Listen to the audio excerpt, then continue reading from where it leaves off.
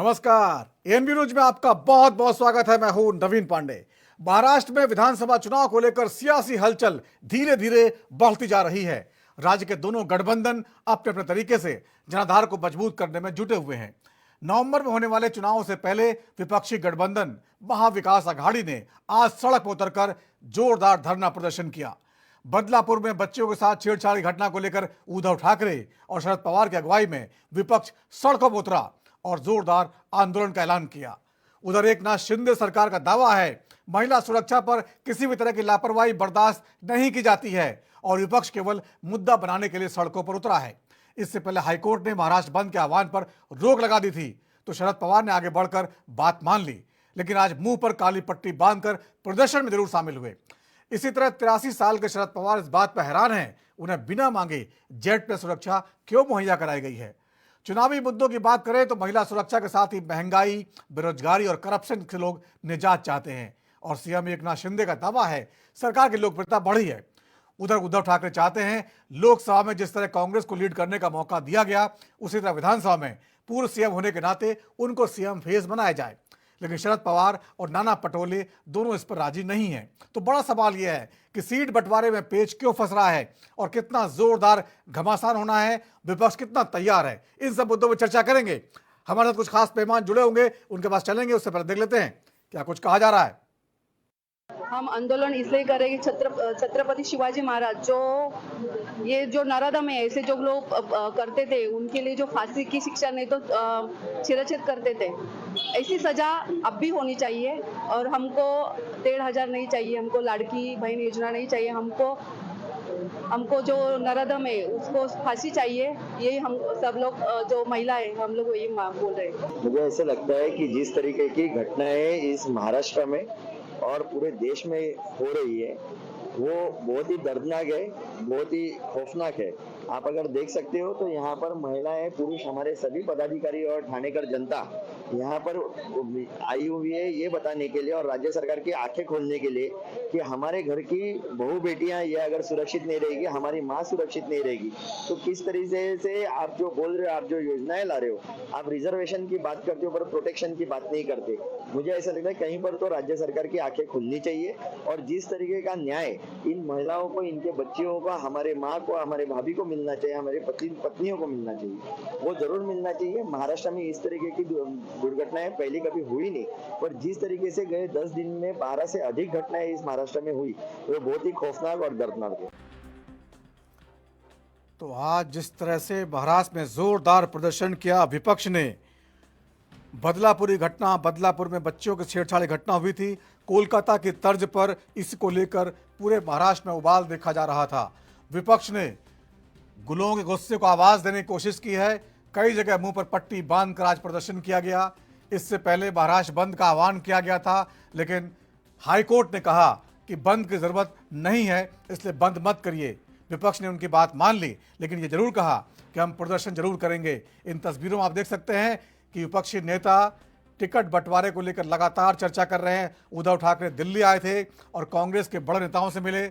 उधर एकनाथ शिंदे लगातार दावा कर रहे हैं कि उनकी सरकार अच्छा काम कर रही है। हाल ही में एक सर्वे आया है जिसमें उनकी सरकार के कामकाज की तारीफ की गई है, लेकिन बड़ा सवाल यह है क्या एकनाथ शिंदे सरकार दोबारा रिपीट हो पाएगी।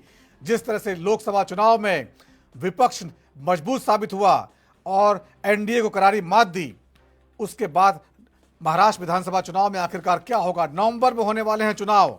वैसे तो हरियाणा विधानसभा चुनाव के साथ ही पिछली बार हुए थे, लेकिन इस बार चुनाव आयोग ने कहा कि वहां पर मौसम है खराब और वहां पर त्यौहार होने वाले हैं, इस लिहाज से हरियाणा के साथ चुनाव नहीं कराएंगे और उम्मीद है कि अक्टूबर या नवंबर में वहां पर चुनाव हो सकते हैं। इन्हीं सब मुद्दों पर चर्चा करेंगे। हमारे साथ कुछ खास मेहमान जुड़े हुए हैं, उनके साथ चलते हैं, बातचीत का सिलसिला शुरू करते हैं। हमारे साथ जुड़े हैं सुषमा ठाकुर, बीजेपी के नेता। तो जिस तरह से लगातार जो है मुद्दे बन रहे हैं, कोलकाता में जिस तरह से प्रदर्शन हुआ, वहां पर महिला डॉक्टर के साथ रेप हुआ, उसी तरह 2 बच्चियों के साथ बदलापुर में जो ये घटना होती है उसको लेकर क्या चुनावी मुद्दा बनाया जा रहा है। हालांकि सरकार ने फौरन कार्रवाई का दावा किया, फौरन आरोपी पकड़ा गया और जांच के लिए एसआईटी बना दी गई। डिप्टी सीएम फडणवीस मीडिया के सामने आए और उन्होंने वादा किया कि कोई भी लापरवाही बर्दाश्त नहीं की जाएगी और उसको लेकर लगातार, लेकिन विपक्ष इस पर राजी नहीं है और उसको मुद्दा बनाने पर जुटा हुआ है। तो क्या महाराष्ट्र के चुनाव में ये बड़ा मुद्दा बनेगा, ये आज की घटना से समझा जा सकता है।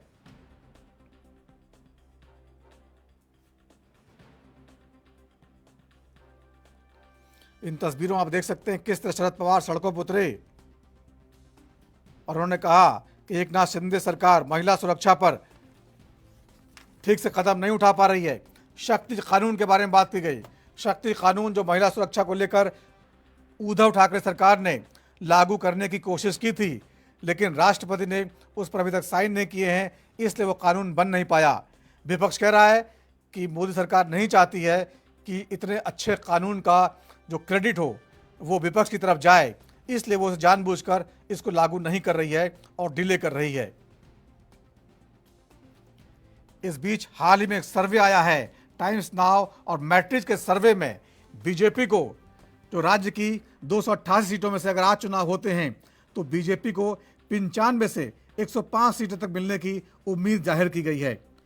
मौजूदा सीटों पर चुनाव अगर लड़ती ही पार्टियां तो इसी तरह एकनाथ शिंदे की पार्टी शिवसेना, उसको 19 से 24 सीटें मिलती बताई जा रही हैं। इसी तरह एनसीपी अजीत पवार गुट को 7 से 12 सीटें मिलती बताई जा रही हैं। विपक्ष की बात करें तो कांग्रेस खेमे को सबसे ज़्यादा 42 से 47 सीटें, उसके बाद शिवसेना उद्धव ठाकरे गुट को 26 से 31 के बीच सीटें और शरद पवार के एनसीपी को 23 से 28 के बीच सीटें मिलती बताई जा रही हैं। अन्य खाते में 11 से 16 सीटें जा सकती हैं। तो अगर इस सर्वे पर यकीन करें तो आज भी जो त्रिशंकु विधानसभा की स्थिति वहां दिखाई देती है। ऐसे में चुनाव प्रचार और मुद्दे बहुत सारा जोर डालेंगे।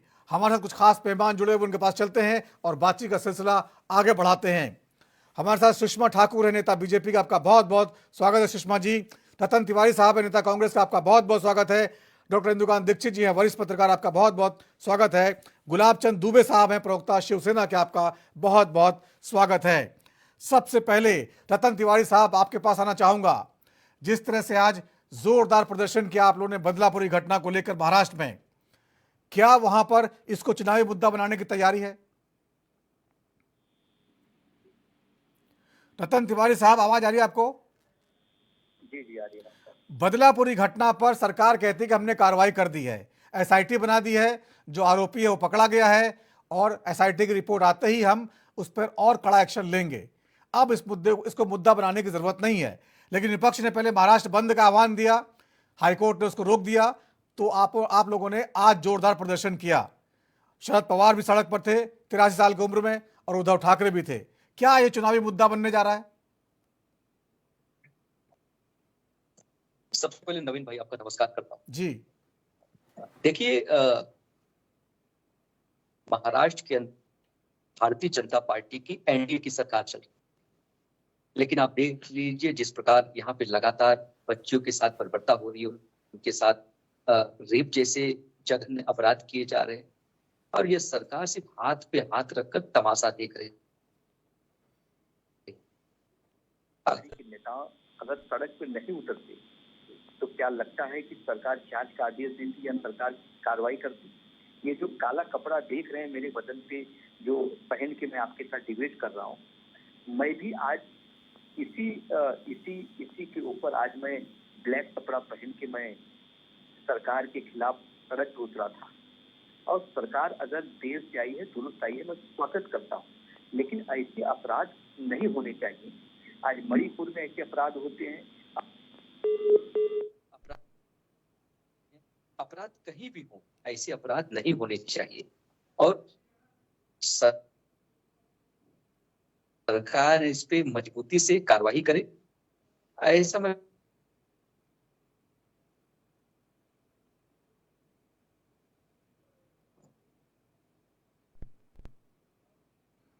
लगता है आवाज में कुछ दिक्कत है, आवाज में कुछ दिक्कत आ रही है। सुषमा ठाकुर जी, आपको आवाज आ रही है? हेलो सुषमा ठाकुर जी, आपको आवाज मिल रही मेरी?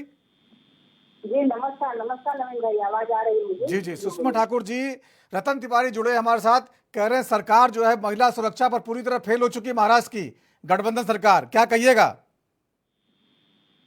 जी, जो रतन तिवारी कांग्रेस जी से बोल रहे हैं वो सरासर गलत इल्जाम लगा रहे हैं पार्टी पे, और ऐसा कुछ है नहीं। हमारी सरकार एक्टिव है और इसके बाद उसके एक्शन ले रही है, उस पर कार्रवाई की जा रही है। अगर आप यहाँ के मुद्दों से देखिए, वो बलात्कार का, रेप का, जो कुछ भी चल रहा है उसको यहाँ का देखने के बावजूद आप यूपी सरकार में भी जाइए, वहाँ पे भी मेरी सरकार ही है, वहाँ पे देखिए तुरंत जो है बुलडोजर से कार्रवाई किया जाना, तुरंत उसके प्रति एक्शन लिया जाना, मतलब तुरंत का तुरंत। और कांग्रेस सरकार में क्या हुआ था, कांग्रेस सरकार जो है एक मुद्दा बना रही है इसका आगे इलेक्शन की तैयारी के लिए, हमारा ये सब है, ऐसा होना चाहिए, जबकि ऐसा कुछ नहीं। हमारी पार्टी बहुत एक्टिव है और हर चीज से तुरंत ही कार्रवाई कर देती है। लेकिन जो जिस तरह से जो है बदलापुरी घटना हुई है, उसने कहीं ना कहीं कानून व्यवस्था के स्थिति सवाल तो खड़े किया ही है ना। कानून व्यवस्था देखो खड़ी है, बदलापुर मुद्दा जो हुआ है उस पर भी सरकार विचार कर रही है, उस पर भी एक्शन लेगी सरकार। आप कहीं का भी देखिए, उस टाइम जो कांग्रेस की सरकार थी उस टाइम कितने सारे रेप होते थे, कितने सारे मुद्दे होते थे, वो सभी अभी कहाँ गए? हमारे बीजेपी सरकार पे कुछ न कुछ रोज आरोप लगाए जाते हैं और उस टाइम का लोग भूल जाते हैं उस टाइम क्या क्या होता था जब कांग्रेस की सरकार थी। कुछ भी एक्शन नहीं लिया जाता था, किसी को कुछ भी सजा नहीं मिलती थी। लेकिन आज तो हम तुरंत का तुरंत सजा देने के लिए तैयार रहते हैं, तुरंत एक्टिव हो जाते हैं ना, इस पे भी हम लोग एक्शन ले रहे हैं और करेंगे कार्रवाई। सुषमा ठाकुर जी, कोलकाता की घटना को लेकर बीजेपी मुद्दा जब बनाती है, पूरे देश में कोलकाता की घटना शर्मनाक घटना है, सुप्रीम कोर्ट तक ने फटकार लगाई है, जाहिर सी बात है सभी पार्टियां एक सुर में सबने आलोचना भी की है। लेकिन जब वहाँ मुद्दा बनता है तो बात जब अपने राज्य की आती है तो फिर आप लोग जो है इतना जो है बचाव की मुद्रा में दिखाई देने लगते हैं। नहीं, ऐसा कुछ नहीं है कि हम बचाव के मुद्दा में आते हैं। जैसे मेरी सरकारें जो भी कर रही है सबको सामने दिख रही है, और इसके बाद अगर मेरी सरकारें अच्छा काम नहीं कर रही है तो एक बार, दो बार, 3 बार हमारी भी सरकार चुनती आई, तो ये सिर्फ मुद्दा बना रही है और दूसरी सरकार जो है, बाकी ऐसा कुछ है नहीं, उस पर भी एक्शन लिया जा रहा है। ठीक है, गुलाब चंद दुबे साहब, आपको आवाज आ रही है?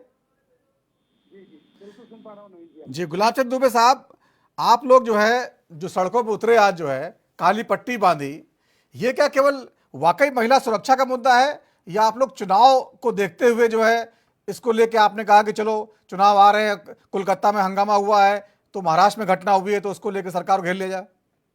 जी, आप अपने को करेक्ट करिए कि हम सिंधेगढ़ के प्रवक्ता हैं। अच्छा, सिंधेगढ़ के आप हैं? नहीं, अच्छा। आज जो आंदोलन करने का काम किए हैं उद्धव गुट के शिवसैनिकों ने किया है। मेरे पास कल शिवसेना आया तो मैं समझा जो है ठीक है। अच्छा, जो आप सरकार की तरफ से हैं तो सरकार जो है तो सरकार दावा कर रही है कि बहुत अच्छा काम करे, सर्वे भी आया आप लोगों का बहुत सर्वे में, लेकिन त्रिशंक विधानसभा बता रहे हैं तो आप लोगों का मन जीत नहीं पाए हैं पूरी तरह। जी, इस लोकतंत्र के अंतर्गत लोकतंत्र के चौथे स्तंभ के रूप में आप सब हैं, जो भी सर्वे करें, जो भी कहें वो ठीक है, उसको मान्यता दी जा सकती है। नवीन जी, अब रही बात पांडे जी, बात यह है कि हम क्या कर रहे हैं क्या नहीं कर रहे हैं, ये तो वक्त और समय बताएगा। और दूसरी बात ये मैं बताना चाहूंगा, जिस तरह से लोकसभा में हमारा वोट परसेंटेज जो स्ट्राइक हमारा था, इनसे तो बहुत बेहतर था। 2,60,368 वोट हम ज्यादा इनसे पाए थे नवीन जी। अब रही बात, ये मुद्दा बदलापुर का कभी लेकर के बात करते हैं, ये बदलापुर मुद्दों के लेकर के 24 घंटे के अंदर अक्षय सिंधे को गिरफ्तार किया जाता है और उसको सलाखों के पीछे हमारी सरकार भेजती है। मेरे नहीं समझ में आ रहा है कि विपक्ष को चाहिए क्या। विपक्ष को सच पूछो तो ये चाहिए कि वो आंदोलन के माध्यम से आगामी महाराष्ट्र में विधानसभा की तैयारी कर रहे हैं। ये इनके राजनीतिक, ये इनकी घिनौना राजनीतिक खेल कर रहे हैं। नवीन जी, सच्चाई तो ये है, अब इनके पास कोई मुद्दे तो बचे नहीं है महाराष्ट्र में। हमारे मुख्यमंत्री आदरणीय एकनाथ शिंदे साहब ने लगभग सभी मुद्दों के ऊपर और सभी चौतरफा उन्होंने विकास के राह पर निकल पड़े। आज महाराष्ट्र में गड्ढा मुक्त रास्ते हैं, लाडली योजनाओं को आप अपने ढंग से देख ही रहे हैं, किसी प्रकार के चारों तरफ बल्ले बल्ले चारों तरफ वावा मचा हुआ है, ये इनको बर्दाश्त नहीं। इनके पास आज इतने बड़ी बरसात में इन्होंने आंदोलन का समय निर्धारित किया। वो तो इस न्यायपालिका को लगा कि मुंबई को बर्बाद करने से क्या होना होगा, उनका निर्णय है, इसलिए चुप हुई। उसके बावजूद भी दादर में स्थित सेना भवन के सामने आदरणीय उद्धव ठाकरे साहब ने अपने नेतृत्व में वहां पे बरसात के अंदर काली पट्टी बांध करके उन्होंने विरोध का जायजा किया, उनको नजारा किया। जी बोलिए दुबे साहब बोलिए। जी नवीन जी, लोगों के पास बचा क्या है? आज जिस ढंग से जिस तरीके से इनके खुद के घटक दल ये निश्चित नहीं कर पा रहे हैं कि हमारा मुख्यमंत्री का चेहरा कौन होगा। इनके एक प्रवक्ता हैं किशोर तिवारी, जो कहते हैं हमारे उद्धव ठाकरे जी मुख्यमंत्री बनेंगे, राष्ट्रवादी कहते हैं हमारे मुख्यमंत्री बनेंगे। आज ऐसी स्थिति आई कि आदरणीय शरद पवार साहब को बोलना पड़ा कि नहीं हम मुख्यमंत्री के बाहर है, हमारे राष्ट्रवादी कांग्रेस पार्टी मुख्यमंत्री के बाहर। तो ऐसे इन लोगों के बीच पटोले साहब वो अपने तरफ खींच रहे हैं, इनको भी इनके बीच में खुद घमासान मचा हुआ है। नवीन जी, आज हमारे महायुति के अंतर्गत हम लोग से अगर पूछा जाए कि आपका मुख्यमंत्री चेहरा कौन है, तो हमारा मुख्यमंत्री का चेहरा स्पष्ट कर देना चाहूंगा पंडित जी, हमारा मुख्यमंत्री चेहरा महायुति का कोई एक चेहरा होगा, वो आने वाले समय पे, आने वाले वक्त पर वो आपको बता दिया जाएगा। कौन होगा? एकनाथ शिंदे नहीं होंगे? महायुति का हमारा एक चेहरा होगा, चाहे भारतीय जनता पार्टी, चाहे शिवसेना और चाहे अजित पवार ग्रुप का एक हमारा कोई मुख्यमंत्री का चेहरा होगा। आप शिंदे गुट से के प्रवक्ता हैं, आप साफ कह रहे हैं कि शिंदे साहब चेहरा नहीं होंगे, ये कंफर्म मान लें हम लोग?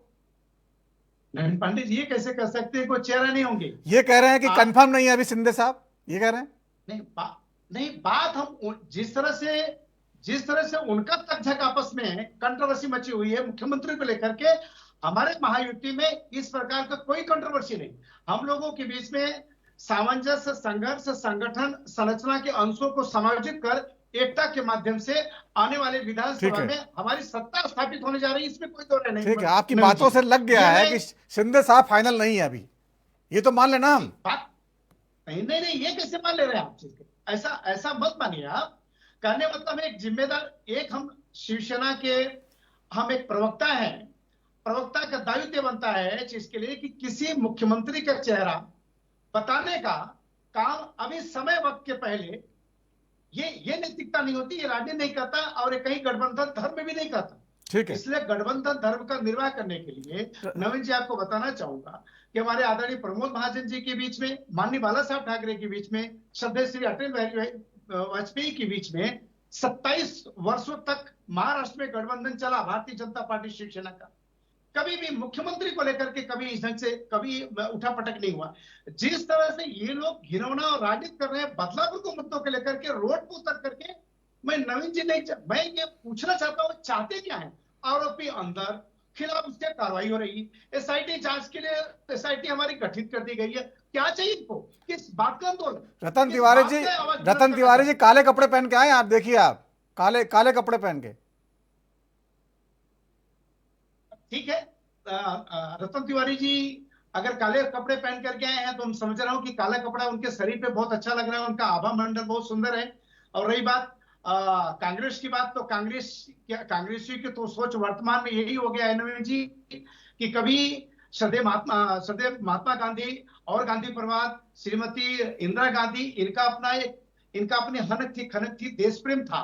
लेकिन वर्तमान तो नवीन जी ये कहा जा सकता है कि आज वर्तमान कांग्रेस और कांग्रेस के किरदार ये स्पष्ट दिख रहा है कि जिस तरह से किसी दीवार के ऊपर लगी हुई महात्मा गांधी के फोटो के पीछे से निकलकर छिपकली अपने शिकार को पकड़कर हिंसा करती है, और पुनः हिंसा धर्म के उपासक उसी महात्मा गांधी के फोटो के पीछे खुद को शरणागत कर लेती है। वर्तमान ये हमारे कांग्रेसी है। ठीक है, जवाब देना चाह रहे हैं रतन तिवारी, जवाब देना चाह रहे हैं, सुन लीजिए क्या कह रहे हैं, सुन लीजिए नवीन जी, पूरा बात करो। सच है, वर्तमान कांग्रेस का ये परिवेश है कि हवा का हर एक झोंका आंधी नहीं होता, धातु का हर एक कण चांदी नहीं होता, सच और झूठ में बस इतना ही अंतर, गोली के हर शिकार का नेता गांधी नहीं होता। बहुत बढ़िया, मैं कहना चाहूंगा, बहुत बड़ा शेर। रतन तिवारी जी जवाब दीजिए, बहुत धमाकेदार शेर का। देखिए, धमाकेदार शेर है। मैं दुबे के भाषणों को सुन के ही मैं जब नाला सुपारा वसई विरार में ये गरजते थे तो मैं इनकी तारीफ करता था। उस समय हमारे साथ हुआ करते थे, उद्धव गुट के नेता हुआ करते थे, लेकिन आज दुर्भाग्यवश उस सिंधी के साथ। लेकिन मैं आपको बात बता दूं कि अभी आपने इनसे सवाल पूछा, लेकिन माननीय दुबे जी ये नहीं बता पाए कि एकनाथ शिंदे मुख्यमंत्री होंगे, कि कौन मुख्यमंत्री होगा, या गोल कर गए कि तीनों पार्टियों में से किसी एक को वो अच्छी बात है, लेकिन हम तो बार बार कहते इनमें लेकिन महाविकास आघाड़ी रतन की तिवारी जी महाराष्ट्र इतना सरकार इतना ने इतना जीती बता है। गए हैं कि अगली बार अगर सरकार आती है तो बीजेपी अपना सीएम बनाएगी, ये बता गए हैं। नहीं बताए, वो बताए कि हमारी पार्टी है, बीजेपी की पार्टी है, अजीत पवार है, वो तीनों में से किसी को बनाएंगे और हमारी एनडीए का कोई एक चेहरा हो, तो महाविकास आघाड़ी का भी एक चेहरा होगा। देखिए आज तो उतना क्या गुनाह है? मणिपुर के मुद्दों पे अगर हम सड़क पे उतरे थे क्या गुनाह था? जंतर मंतर पे बस्तियां के ऊपर लाठी चार्ज हो रहा था, उनके समर्थन में अगर हम सड़क पे उतरे क्या गुनाह था?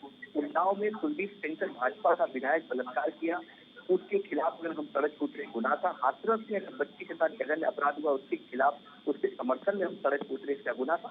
हम लगातार बच्चों के, देश की जनता के साथ उनको न्याय दिलाने के लिए सड़क पे यूं करते रहेंगे। और गुलाब बुद्धि जी हो, चाहे भाजपा का कोई प्रवक्ता हो, वो कोई भी आरोप हमारे ऊपर लगाए, राजनीतिक आरोप लगाए या राजनीति करने का भी आरोप लगाए, हम स्वीकार करेंगे, लेकिन देश की जनता के साथ, महाराष्ट्र की जनता के साथ, बच्चों के साथ हम इस तरीके से खड़े रहेंगे हमेशा। जी जी जी बिल्कुल। इंदुकांत दीक्षित साहब, आपने सारे प्रवक्ताओं की बातें सुनी और इसमें बहुत कुछ निकल के भी आ चुका है। महाराष्ट्र की जो मौजूदा राजनीति है, नवंबर में चुनाव हो सकते हैं, वहाँ पर बहुत तेजी से तैयारी शुरू हो रही है। आपको लगता है कि मुद्दे ढूंढे जा रहे हैं वहाँ पर, मुद्दों का अभाव सा जैसे कुछ हो गया है? जी नवीन जी नमस्कार, मेरी आवाज आ रही जी है? बिल्कुल। जी आवाज मेरी आवाज आ रही है नवीन जी बिल्कुल आ रही, बिल्कुल आ रही, बोलिए। नवीन जी, नहीं देखिए, मुद्दों का अभाव तो नहीं है, लेकिन जो स्थितियां देश में हैं और आपने जिस तरह से कार्यक्रम को अपने आपके स्क्रिप्ट में बातें थी कि बदलापुर में कहीं न कहीं कलकत्ता जिस तरह से भाजपा ने मुद्दे को उठाया है, उस महिला डॉक्टर के साथ जो विभत्स घटना हुई, उसको देखते हुए इंडिया के लोगों ने यहाँ पे शायद इस चीज को इस रूप में उठाने का प्रयास किया है। हमें ऐसा लगता है कि ये आपका तर्क बिल्कुल तर्क संगत है, और उस जगह का भी नाम संयोग से बदलापुर है। तो जो कलकत्ता की घटना में जिस तरह से भाजपा ने ममता सरकार को और उसके माध्यम से इंडिया के लोगों को घेरने की कोशिश की है, बदलापुर में उसका बदला लेने का प्रयास किया है विपक्ष ने। मैं मानता हूं नवीन जी की कहीं न कहीं इस तरह की जो भी घटनाएं देश में होती हैं, उनकी निंदा एक स्वर से सभी को करनी चाहिए, और इन घटनाओं को एक एक करके उस पर पॉलिटिक्स नहीं करना चाहिए। मैंने कई जगह सुना, कई विशेषज्ञों को हाल फिलहाल के पिछले 2 हफ्तों में जब से ये घटनाएं हो रही हैं और चरम पे है, खासतौर से कलकत्ता वाली घटना, कि कभी भी ये रेप की घटना आपके राज्य की, ये रेप की घटना हमारे राज्य की, ये उनके शासन में, ये इनके शासन में, इस रूप में अगर इन चीजों को लिया जाएगा तो यही करने के कारण कि आपके राज्य में आतंकवाद, मेरे में आतंकवाद करने के कारण पंजाब और आसाम दशकों तक, कई दशक पहले इस देश में जलता रहा। लेकिन जब सारे राजनीतिक दलों ने मिलकर कर एकजुट होकर प्रयास किए तो उन दोनों जगहों से आतंकवाद लगभग खत्म हो गया। अब वही जम्मू कश्मीर में हो रहा है, जहां पर अगर एक स्वर से बात की जाए तो चीजें खत्म होगी। मैं व्यक्तिगत तौर पर नवीन जी मानता हूं कि ऐसे नृशंस अत्याचार के लिए, ऐसे नृशंस घटनाओं के लिए, अमानवीय घटनाओं के लिए एक सुर में सभी को बात करना चाहिए। ऐसा नहीं कि कलकत्ता में घटना हुई तो उसको लेकर केवल भाजपा सड़क पर दिखाई दे। मैं स्वयं आश्चर्यचकित था रतन तिवारी जी से मैं जानना चाहूंगा कि 8 अगस्त की घटना में पहली प्रतिक्रिया 14 अगस्त को माननीय राहुल गांधी जी की आई थी कलकत्ता के मामले में, जो किस तरह की विभत्स घटना थी, और एक तरह से जो दामिनी कांड, अभया कांड हुआ था दिल्ली का, उसका रिपीट घटना उससे भी ज्यादा बदतर थी, क्योंकि यहाँ पे जो लोगों के जीवन के रक्षक चिकित्सक हैं, उनकी ऑन ड्यूटी इस तरह से विभत्स ढंग से हत्या की गई थी और बलात्कार हुआ था। जो घटना महाराष्ट्र में हुई और जो अभी असम में हुई, आपने देखा उसमें सरकारों ने बहुत तेजी से कार्रवाई किया, लेकिन महाराष्ट्र की घटना में एक बात जो उठाया विपक्ष ने, वो महत्वपूर्ण है कि जिस स्कूल की घटना थी, उस स्कूल के संचालक और उसके संचालन में जो लोग शामिल थे, उनका कहीं ना कहीं भाजपा से लिंक था। इस ऐसी स्थितियां जब आती हैं तो उस समय की सरकारों को जो सत्ता में है, और इस तरह के एग्जाम्पलरी एक्शन लेने चाहिए कि सत्ता में जो लोग जुड़े हैं, सत्तासीन है, उनके मामले में अगर पुलिस हीला हवाली करती है या सरकार की साठगांठ दिखती है, ये पूरे समाज में एक गलत संदेश इसका जाता है। यहां तक तो ठीक है, लेकिन इन मुद्दों पर राजनीति की जाए, इससे देश और समाज का भला नहीं होने वाला है। हाँ, महाराष्ट्र में विकास की बात, महाराष्ट्र में जो आरक्षण के मुद्दे उठ रहे हैं, महाराष्ट्र में जो बरसात में जिस तरह से मुंबई नगर महापालिका की आर्थिक स्थिति पूरे देश में, दुनिया में सबसे महत्वपूर्ण नगर महापालिका में माना जाता है, उसके बाद भी जिस तरह से वो डूब जाती है, इस तरह के मुद्दों की, जन मुद्दों की कोई कमी नहीं नवीन जी, सिवाय लेकिन जो राजनेता हमारे हैं वो आमतौर पे जो सेंसिटिव मुद्दे हैं, जो सेंसेशनल मुद्दे हैं, उन पे राजनीति करना आसान होता है, इसलिए उसी पे राजनीति करना चाहते हैं। बिल्कुल बिल्कुल बिल्कुल। एक छोटा सा ब्रेक के बाद लौटेंगे, चर्चा को आगे बढ़ाते हैं।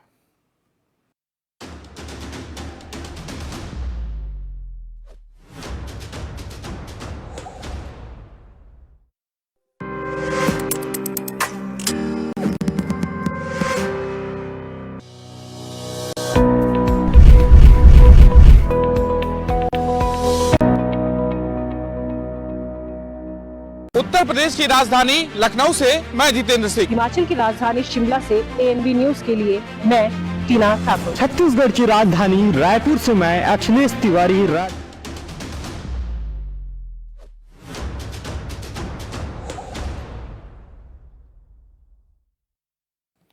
और ब्रेक के बाद राजधर में फिर आपका स्वागत है। आज बात कर रहे हैं महाराष्ट्र की राजनीति की, जहां पर जल्द ही चुनाव होने वाले हैं और उसको लेकर लगातार धरना प्रदर्शन चल रहा है। आज बदलापुर कांड को लेकर विपक्ष ने जोरदार प्रदर्शन किया और सरकार का कहना है कि विपक्ष जो है मुद्दों के अभाव में कोई न कोई ऐसी चीज़ें उठा रहा है जो कि मेल नहीं खाती। इन तमाम मुद्दों पर चर्चा कर रहे हैं। हमारे कुछ खास मेहमान हैं, उनके पास चलते हैं। सुषमा ठाकुर जी हैं, नेता बीजेपी की, रतन तिवारी साहब हैं, नेता कांग्रेस के, डॉक्टर इंदुकांत दीक्षित जी हैं, वरिष्ठ पत्रकार, और गुलाब चंद दुबे साहब हैं, प्रवक्ता शिवसेना शिंदे गुट के, जो सरकार में है इस समय, जो CM हैं। तो गुलाब चंद दुबे साहब, इस सवाल जो है ये थोड़ा सा जो है, शरद पवार जी 83 साल के हो चुके हैं, पूर्व मुख्यमंत्री है महाराष्ट्र के, और उनको Z+ श्रेणी की सुरक्षा दी जाती है और वो अचानक हैरान हो जाते हैं कि हमने तो मांगी नहीं, हमें क्यों दी जा रही है। तो ये बिना मांगे भी आजकल मिल जा रही है क्या? हम कह रहे हैं कि नवीन जी अगर बिन मांगे मिल जा रहा है ताकि विपक्ष ने कहे कि हम लोगों की सुरक्षा से वंचित वर्तमान सरकार, चाहे केंद्र चाहे महाराष्ट्र सरकार, कर रही है, ताकि कोई सौतेलापन व्यवहार न हो, इसके लिए उनको Z+ सुरक्षा दी जाती है, तो उनको स्वीकार कर लेना चाहिए। उस पर टीका टिप्पणी करने की आवश्यकता क्या है? लेकिन शरद पवार कह रहे हैं कि मैंने तो मांगा ही नहीं, मुझे क्यों दे रहे हो, मैं 55 लोग मैं क्या करूंगा, आगे पीछे ले कहां चलूंगा, वो कह रहे हैं। ठीक है, वापस कर दें, बहुत लोगों को उसकी आवश्यकता है। हम तो समझते हैं कि महाराष्ट्र के राजनीतिक पटल के सर्वश्रेष्ठ जो नेता हैं, उनके सम्मान के लिए, उनके मान के लिए, उनके स्वाभिमान के लिए अगर उनको संरक्षण वर्तमान सरकार दे रही है तो अच्छी बात है, इसका तो संदेश अच्छा जाना चाहिए। अब उसके बदले में वो कह रहे हैं कि कहीं न कहीं जासूसी हमारी की जा रही है, तो जासूसी करने का भय और डर क्यों? क्या उनके ग्रुप में या उनके कुनबे में कुछ ऐसा चल रहा है क्या कि जो हमारे द्वारा दी हुई, हमारे शासन से द्वारा उनको दी हुई सुरक्षा उनके लिए घातक बन जाएगी? इसका कारण क्या हो सकता है? लेकिन चुनाव से पहले सरकार, चुनाव से पहले दुबे साहब, चुनाव से पहले सरकारें जो है जासूसी करवाती हैं, इसमें उनका अगर कोई शक है तो इसमें उसमें गलत भी नहीं है, जासूसी तो होती है। ठीक है नवीन जी, जो भी कहें, आपको बताया ना कि लोकतंत्र के चौथे स्तंभ है, लोकतंत्र के चौथे स्तंभ हैं, आपको बिल्कुल काउंटर करने का पूरा अधिकार है। मैं तो वो जो शरद पवार जी कह रहे हैं वो पूछ रहा हूँ। बोलिए। शरद पवार जी की जो चिंता है वही हमने आपके सामने रखी है। इंदुकांत जी कुछ इस पर विश्लेषण करना चाहते हैं। इंदुकांत जी, क्या लगता है कि जो है शरद पवार जी का जो कद है महाराष्ट्र की राजनीति में, जो वहां के लोगों की सहमति है उनको लेकर, सरकार चाहती है वो उनकी तरफ आ जाए, लोग थोड़ा सा जो है सरकार को, इसलिए जो है 55 लोग बिल्कुल Z+ सुरक्षा उनको मुहैया कराई गई? इसमें हम सिर्फ एक बात कहना चाहते थे नवीन जी कि देखिए, शरद पवार जैसे वरिष्ठ नेता को अभी भी सुरक्षा प्राप्त है। हाँ, वो Z+ कैटेगरी की नहीं है, तो अगर उनकी जासूसी करनी होगी तो सरकार की ओर से एक पुलिस वाला भी होगा तो भी जासूसी हो जाएगी। तो देखिए, सरकारी सुरक्षा तंत्र का कोई भी अंग अगर आपके पास है और आपको ये आशंका है कि हमारी जासूसी के लिए है, तो वो एक पुलिस वाला हो या जेड प्लस सिक्योरिटी हो या एसपीजी सिक्योरिटी हो, हर स्थिति में आपकी जासूसी हो सकती है अगर उस सिक्योरिटी के नाम पे किया जाता है। हाँ, जो अभी कहा दुबे साहब ने, मैं उससे सहमत हूं कि अगर आपको सुरक्षा आपके, देखिए ये इसका असेसमेंट हमेशा नवीन जी होम मिनिस्ट्री को जो रिपोर्ट इंटरनल आती हैं उसके आधार पर किया जाता है।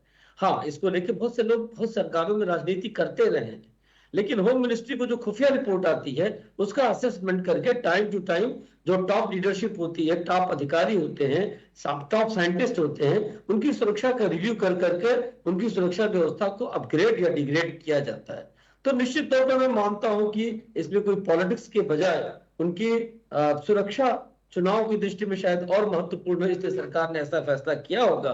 और ठीक कहा दुबे जी ने कि अगर लगता है शरद पवार जी को कि ये राजनीतिक दृष्टिकोण से किया गया है तो उसको लौटाने का उनको हक है।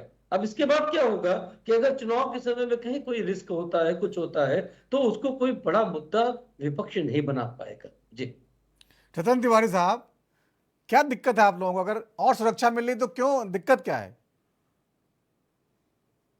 बस देखो, यही तो सवाल है और मैं बार बार वही कहता हूं कि शरद पवार के साथ महाराष्ट्र की जनता है, उनके पास सरकार ने पहले से ही सुरक्षा प्रदान की हुई है, लेकिन चुनाव के टाइम 2 महीने चुनाव बचे हैं, चुनाव के टाइम गृह मंत्रालय उन्होंने जेड प्लस सुरक्षा प्रदान कर दी। तो भैया, सुरक्षा प्रदान करने का एक ही मकसद है, उनकी जासूसी कराना। और खुद शरद पवार आश्चर्यचकित हैं, वो बार बार कह रहे हैं कि हमने तो सुरक्षा मांगी नहीं, और सुरक्षा देकर गृह मंत्रालय और मोदी सरकार हमारी जासूसी कराना चाहती है। और जासूसी क्यों कराना चाहती है? क्योंकि सरकार पूरी तरीके से महाराष्ट्र में फेल हो चुकी है। मराठा आरक्षण की वजह से भारतीय जनता पार्टी की खटिया खड़ी हो चुकी है, और महाराष्ट्र में लोकसभा चुनाव जो हुए उसमें भारतीय जनता पार्टी एनडीए की बुरी स्थिति हुई। तो इसके लिए गुप्त जानकारी लेने के लिए सरकार उनको जेड प्लस सुरक्षा प्रदान की है, और इससे भी कुछ नहीं होने वाला है।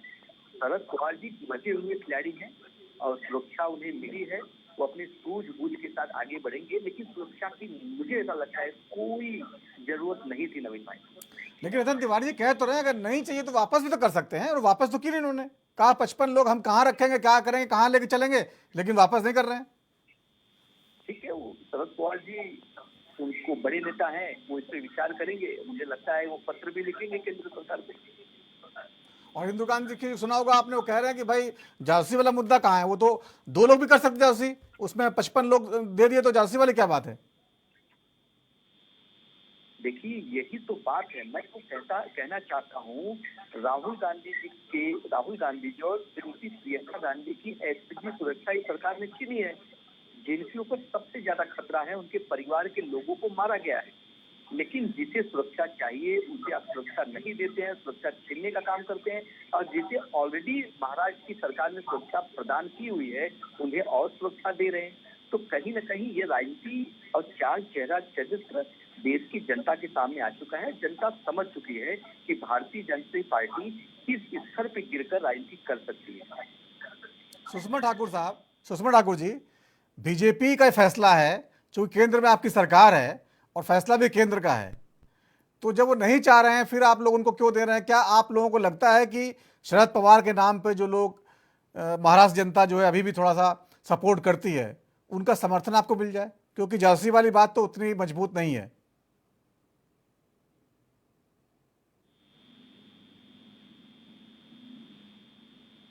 आवाज नहीं आ रही आपकी, अपना फोन म्यूट है शायद आपका।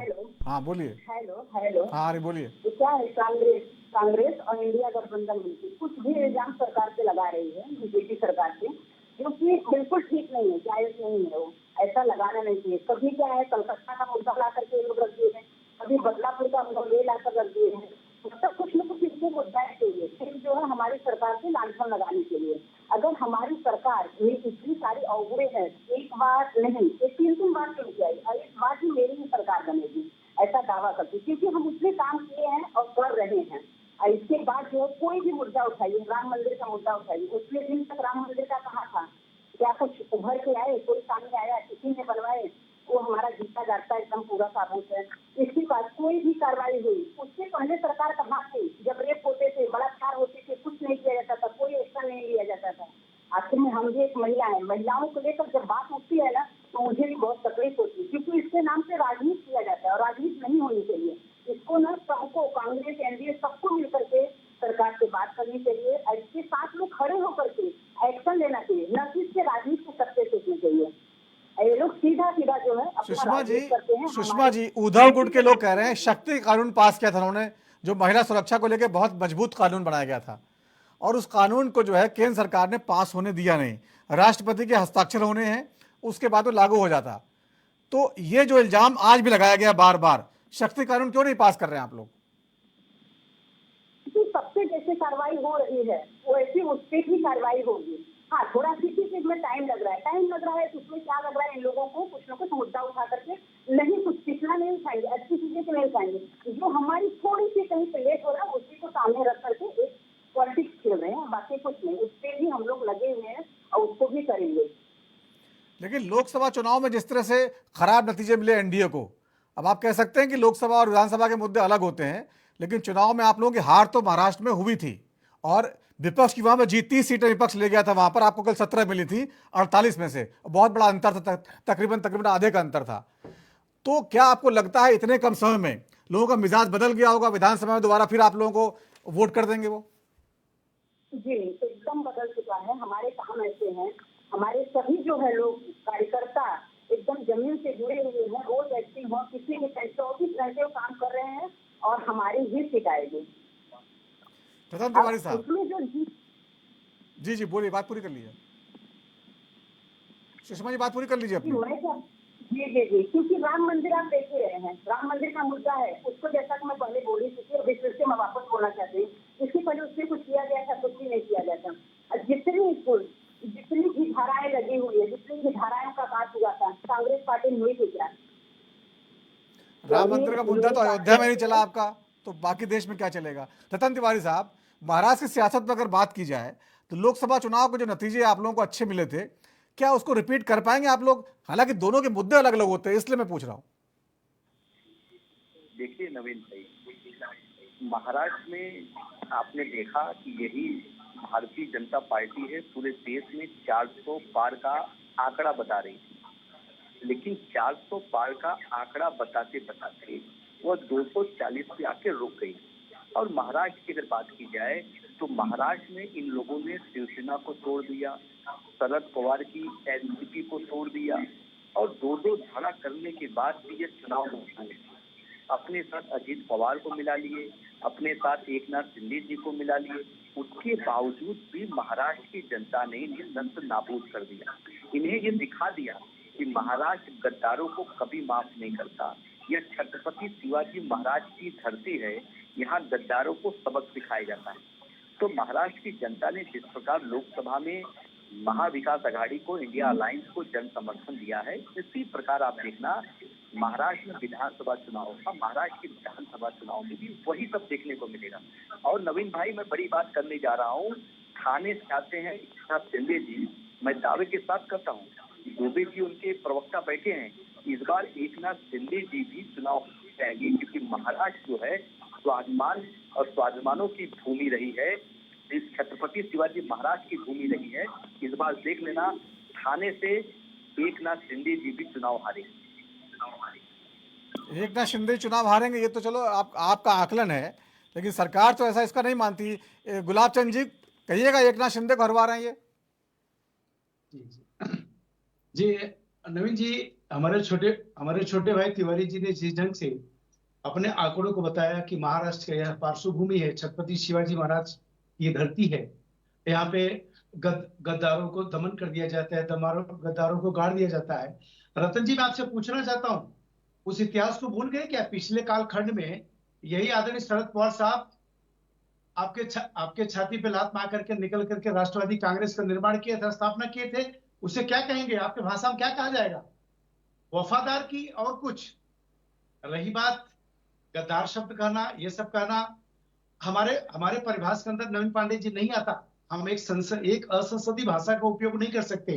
राजनीतिक पटल पे किसी भी संभावनाओं को किसी भी परिस्थिति में नकारा नहीं जा सकता।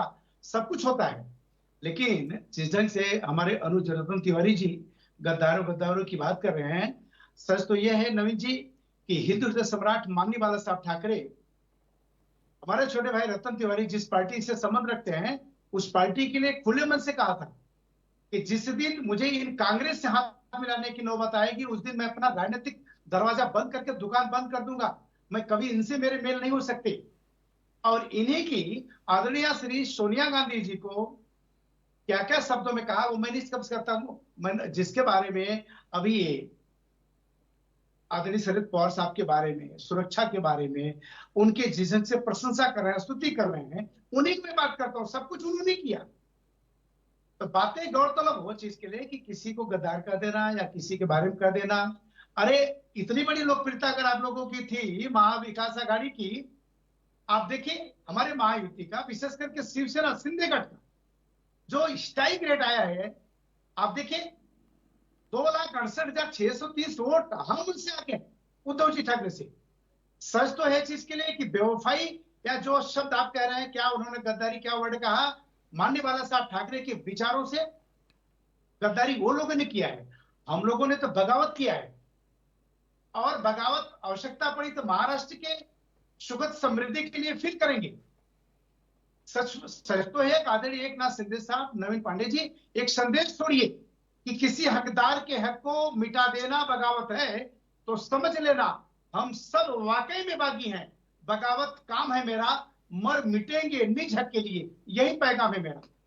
हम लोगों ने वफादारी किया है।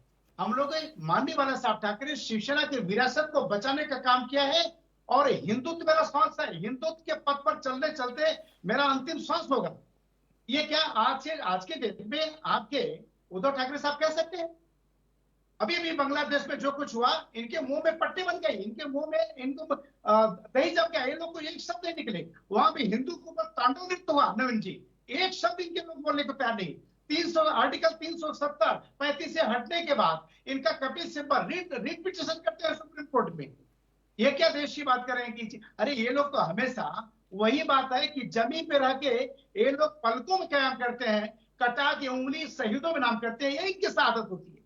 कांग्रेसियों के पास आज के तारीख बचा ही कुछ नहीं है। अरे आप सोचो कि 1984-86 के दौरान आप 404 पे थे। वर्तमान सरकार में आप कहां आ गए? सैकड़ा भी आपका नहीं हुआ, लेकिन इतना बड़ा उथल पथल। अरे आपको एक विपक्ष, इस देश का मैं अभिनंदन करना चाहूंगा कि 2024 में लोकसभा में नवीन जी माना कि विपक्ष भी मजबूत किया और सरकार भी मजबूत किया। आदरणीय हमारे नरेंद्र मोदी जी के नेतृत्व में देश आगे बढ़ रहा है, और ये भी अगर जनादेश जनता जनार्दन ने विपक्ष को मजबूत किया है, इतना बड़ा इनको होने की जरूरत नहीं है। इतना बड़ा ये लोग उबल गए। दुबे जी, बात महाराष्ट्र की बात हो रही है। महाराष्ट्र में तो आप लोग नहीं जीत पाए ना। जिस ढंग से हमारे भाई रतन जी ने कहा कि एकनाथ शिंदे जी हार गएंगे, मैं आपको आपके चैनल पे मैं उद्घोष करना चाहूंगा कि जिस दिन ऐसी स्थिति बनेगी कि आदरणीय एकनाथ शिंदे साहब यहाँ से हार गए, शायद राजनीति के पटल पे गुलाब दुबे कभी नहीं दिखाई देंगे। क्या इनके अंदर हिम्मत है ऐसा बोलने की ये कभी राजनीति नहीं करेंगे? रतन जी बोलिए। धर्मी राजनीति के साथ के राह पे चल करके एकनाथ शिंदे साहब महाराष्ट्र के एक ऐसा चेहरा बने हैं कि जिसकी कल्पना करना बड़ा मुश्किल है नवीन जी। सच्चाई है। ठीक है, जवाब देना चाह रहे हैं रतन तिवारी जी, बोलिए। मैं जवाब देता हूँ।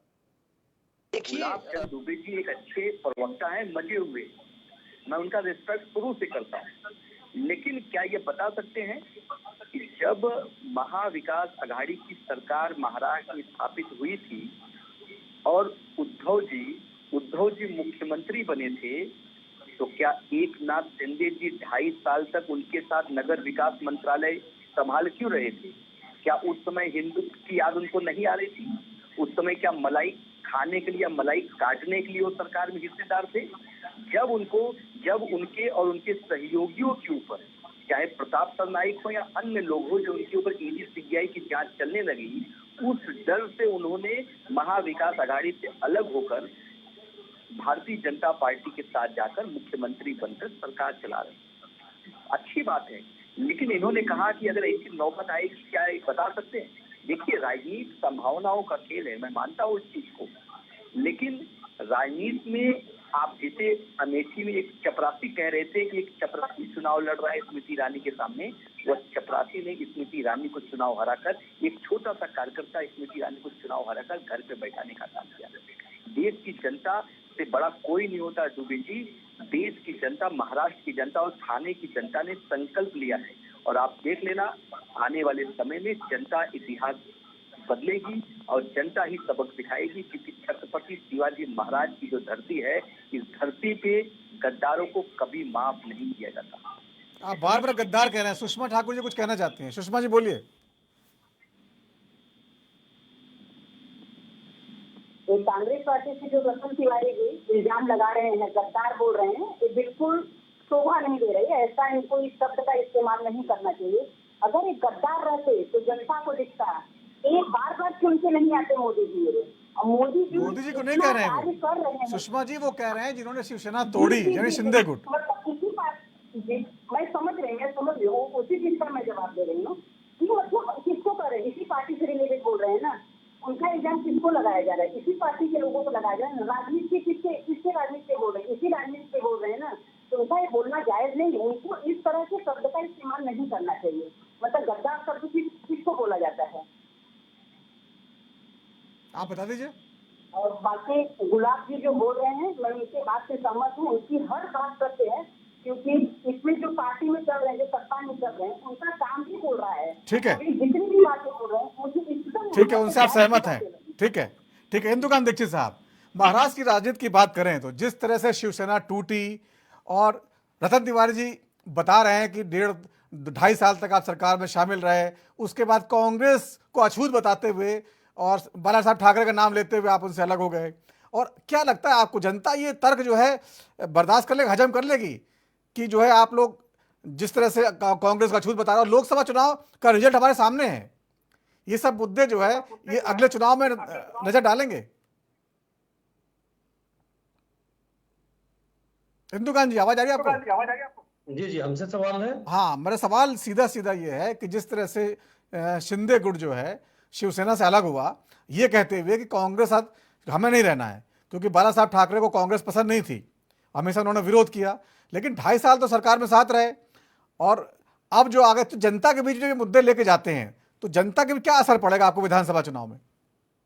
देखिए नवीन जी, ये सवाल जो उठाया है तिवारी साहब ने, वो बहुत जेन्युइन उठाया है, लेकिन इसका एक पक्ष और होता है कि जब भी कोई अपने बड़े नेता को, शीर्ष नेता को समझाता है, तो समझाने के साथ साथ वो समय देता है कि हमारी बात मान जाइए। जैसा खुद शिंदे जी ने कई बार कहा कि हम समझाते रहे लगातार कि आप इस सरकार के साथ जो जा रहे हैं, कांग्रेस के साथ, एनसीपी के साथ, इसमें हमारे सारे सिद्धांतों से समझौता हो रहा है, और कहीं ना कहीं हमारी पार्टी के कार्यकर्ताओं का काम नहीं हो रहा है। और खास तौर से जो बाला साहब के नाम पे हमने राजनीति शुरू की थी, उनके सिद्धांतों का, जिसका अभी दुबे जी ने उल्लेख किया, उन्होंने कहा कि कांग्रेस के खिलाफ हमने राजनीति की है। जिस कांग्रेस ने कभी को समर्थन नहीं किया, हिंदुओं को खुल के समर्थन नहीं किया, अगर हमें कभी कांग्रेस से समझौता करना हुआ तो बेहतर होगा कि हम अपनी पार्टी का डब्बा बंद कर देंगे। ये उनका स्पष्ट मत था। अब अगर एकनाथ शिंदे जी ने बार बार, जैसा उन्होंने कहा अलग होने के बाद, कि हमने समझाया कि उद्धव जी ये गलत होगा और आत्मघाती कदम होगा, और ये समझाते हुए जब उनको लगा कि एक ऐसा समय आ गया कि अब उद्धव जी पूरी तरह से अपने पुराने सिद्धांतों से, उद्धव जी ने बाला साहब ठाकरे के तमाम सिद्धांतों से समझौता कर लिया है, तब उन्होंने अलग होने का फैसला किया, तो ये उनका हक है। हाँ, जो आरोप लगाते हैं उद्धव जी अपने एकनाथ शिंदे गुट के लोगों पर कि उनके खिलाफ जांच थी, भ्रष्टाचार के मामले थे, डर के वो लोग अलग हो गए, आज तक इसके प्रमाण कोई सभी विधायक जो अलग हुए उनके खिलाफ उद्धव गुट के लोग नहीं दे पाए हैं। हालांकि मैं व्यक्तिगत तौर पर भी जानता हूं कि बाला साहब के समय में, आपको याद होगा नवीन जी, कि कभी भी वो मातोश्री से बाहर नहीं आए। आज देखिए अपने लिए सीटें मांगने के लिए माननीय उद्धव जी को दिल्ली में आकर करके खड़गे जी से, राहुल गांधी से मिलना पड़ रहा है, ये अपने आप में शिवसेना के सिद्धांत और जिस तरह की राजनीति शिवसेना करती थी, महानता की राजनीति करती थी, किस तरह से उनको झुकना पड़ रहा है, ये शर्मसार करने वाली बात है उनके सिद्धांतों को। और सिद्धांतों से समझौता करके आदमी लंबी राजनीति नहीं कर सकता है। लेकिन जैसा विधानसभा चुनाव में होने जा रहा है, लोकसभा चुनाव की बातें अगर रिपीट हुई, देखिए आज की तिथि में यह तय है कि भाजपा की खासतौर से जो स्थितियां थी, ये गठबंधन बनाने के पहले जिस तरह से जनता में उनको जनादेश मिला था और धीरे धीरे वो सबसे बड़ी पार्टी बन गई थी महाराष्ट्र की पिछले 2 चुनाव में, वो स्थितियां बीजेपी की नहीं रह गई हैं। अब वो किस तरह से जनता के साथ जुड़ करके इन विधानसभा चुनाव में लोकसभा चुनाव का जो मतादेश था, जनता का जनादेश था, उसको पलट पाएंगे, ये वक्त ही बताएगा। जी, लेकिन यहाँ पर एक सवाल इंदुकांत जी जो है, जब बीजेपी को सीएम बनाना ही था किसी दूसरी पार्टी के, तो उद्धव ठाकरे इसलिए तो अलग हुए थे, उनको सीएम नहीं बना रहे थे। अगर जब एकनाथ शिंदे को सीएम बनाया तो उद्धव ठाकरे को भी बना सकते थे। वो ये उनकी जो रणनीति समझ में नहीं आई और इस रणनीति के कारण वो लोकसभा चुनाव का रिजल्ट सामने है। तो कहीं ना कहीं बड़ी चूक तो बीजेपी से हुई है ना। बिल्कुल ठीक कह रहे हैं आप नवीन जी, और मैं भी इस मत का हूं कि जब आपको एकनाथ शिंदे जी को मुख्यमंत्री बनाना था तो उद्धव ठाकरे में क्या कमी थी, और इससे आपका गठबंधन भी बना रहता और सरकार भी बनी रहती, और जो आपके हिंदूवादी मानसिकता के सनातन धर्म के पक्ष की बात करने वाली पार्टियां थी वो एकजुट रहती। लेकिन हमें ऐसा लगता है कि चूंकि उद्धव ठाकरे जी की पार्टी के साथ इस तरह का कोई समझौता चुनाव के पहले का नहीं हुआ था भाजपा का, जो भाजपा का क्लेम है, इसलिए उनको सबक सिखाने के लिए उन्होंने इस तरह की राजनीति की, लेकिन महाराष्ट्र की जनता ने इसको स्वीकार नहीं किया, ये तो तय। ठीक है, रतन तिवारी जी 1 मिनट बचा है, जवाब दीजिए।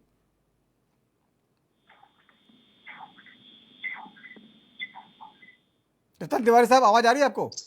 सवाल क्या था? सवाल, हाँ 1 मिनट बचा है, अपनी बात रख लीजिए। देखिए नवीन जी, महाराष्ट्र के अंदर पूरी तरीके से जिस प्रकार महाविकास आघाड़ी सड़क पे काम कर रही है, जन के बीच में हमारे नेता आदरणीय नाना भाऊ पटोले जा रहे हैं। आज आपने देखा कि इतनी भारी बरसात के अंदर भीगते हुए महाविकास आघाड़ी के लोगों ने जो जघन्य अपराध हुआ है उसके खिलाफ, हम सरकार के खिलाफ हम सड़क पर उतरे थे। तो कहीं ना कहीं हम जनता के साथ खड़े, इस बार अपना पूरा अपार जन समर्थन महाविकास आघाड़ी को देगी। ठीक है, और मुख्य में हम वापिस अपनी सरकार बनाएंगे कि जो हमने काम किया इस देश के लिए, इस महाराष्ट्र के लिए जो काम किया, वो काम हम करना वो काम पे भारतीय जनता पार्टी एनडीए ने ब्रेक लगाया है, उस काम को हम अब गति देना चाहते हैं, इसके लिए हमारी सरकार बनेगी। ठीक है, महाराष्ट्र में बहुत तगड़ा चुनावी मुकाबला है इस बार, नवंबर के महीने में चुनाव होने वाले। बहुत बहुत धन्यवाद चर्चा में शामिल होने के लिए आप सभी मानों का। तो राजधर्म आज इतना ही, वक्त छोटे से ब्रेक का है। ब्रेक के बाद भी खबरों का सिलसिला जारी रहेगा। नमस्कार।